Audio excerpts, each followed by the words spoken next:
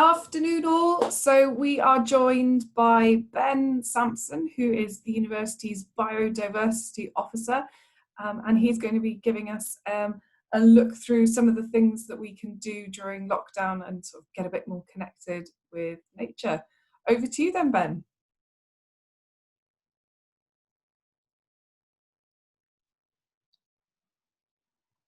Very much, Catherine. Yeah, my name's Ben. I'm the Biodiversity Officer. I'm part of the sustainability team at the university. I work across both campuses, and then alongside the Bay campus, we have about 250 hectares of sand dune and salt marsh and beach, which I look after as a nature reserve as well.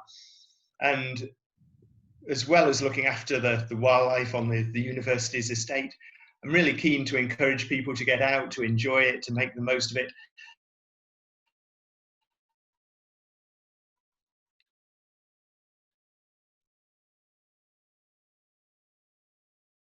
So, oh, sorry, is it still working all right? Cool. Yeah, so I mentioned very briefly this afternoon, and I can send a PDF of this, a backyard BioBlitz. So wildlife to look for where you live, with points that you can gain for that if you want to get out and try and find wildlife on your own. There's also a fantastic array on the internet as well. And this week's a special week. It's Wales Nature Week, part of the Wales Biodiversity Partnership. And there are live and recorded sessions going on all week as part of that. So link up. Also a link to the university's sustainability pages, so you can find out more about the team, and the sustainability email address as well. So if you have any questions, anything that comes up about it, email that address and someone will be able to get back to you. So as well as talking about those things, I thought I'd also share a nice little practical thing that we can do at home. Growing plants is great for wildlife, it's great for our well-being, and it's even better if you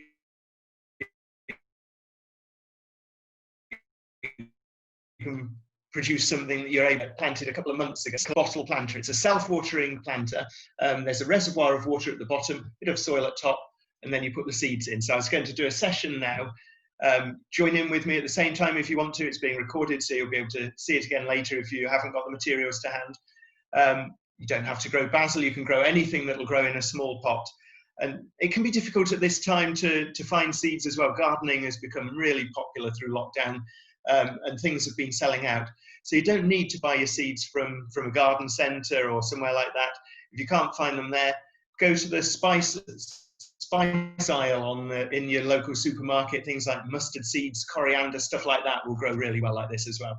So what you need to start with is an empty plastic bottle, a scrap of fabric. It could be an old dishcloth, a bit you've cut out of a t-shirt, whatever. You can cut into a triangular shape, a little bit of soil or compost, and some seeds.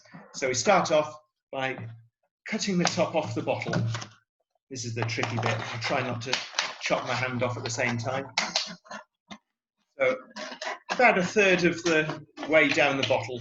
So you've got a good sized reservoir for water at the bottom. You don't need the lid on the top. That's where the water will go, and this is where the plant will go. Then you take your scrap of fabric, and with a narrow pointy end, push that down through the top section of bottle so that it'll reach down into the water, and the top comes almost level with where the soil will go. So really simple, and that helps to block the hole to stop the soil falling through as well.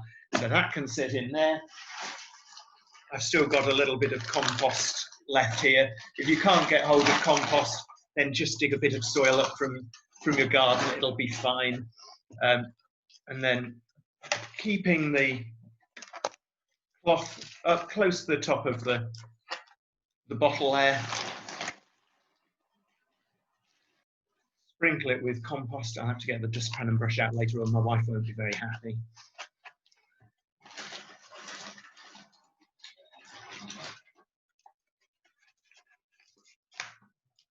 A little bit more.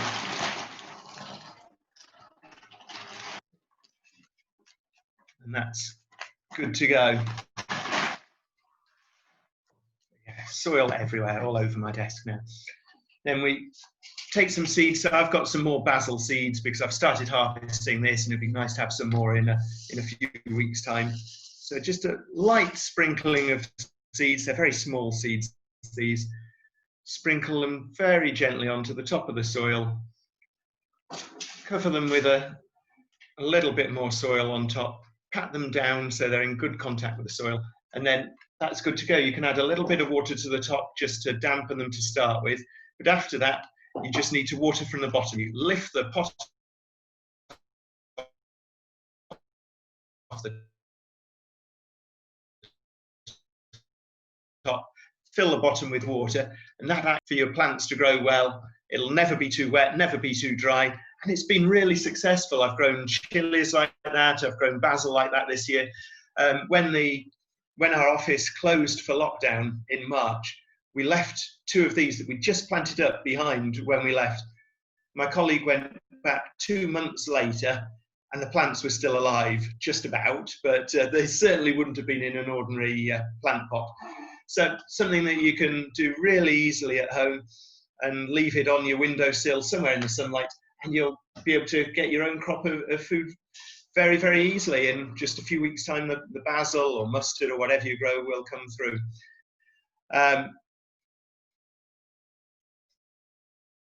So that was the practical activity for the afternoon. I'll send out via Catherine the backyard buyer blitz so you can see what you can get, see what you find. Loads of online resources to help identify it. But you don't, for this, we're just asking people to see how many different types of bee they spot, how many different types of grasshopper, butterfly in their garden or in their local park. It doesn't matter if you can't identify to species level, and you can keep a tally from my back garden there. If you have a go with that, see if you can beat me, and email sustainability, let me know how you get on and what you find. Okay, and that's it. Thank you. Brilliant. Thank you so much for that, Ben. Really, really useful. I'm definitely going to try that because I cannot keep basil alive, whatever I try. So I've not tried that before. So I'm definitely going to give that a whirl. Yeah, I've had the same problems with basil myself, but yeah, this is an absolute doddle. Fantastic. Okay, we'll stop the recording there. Thank you ever so much.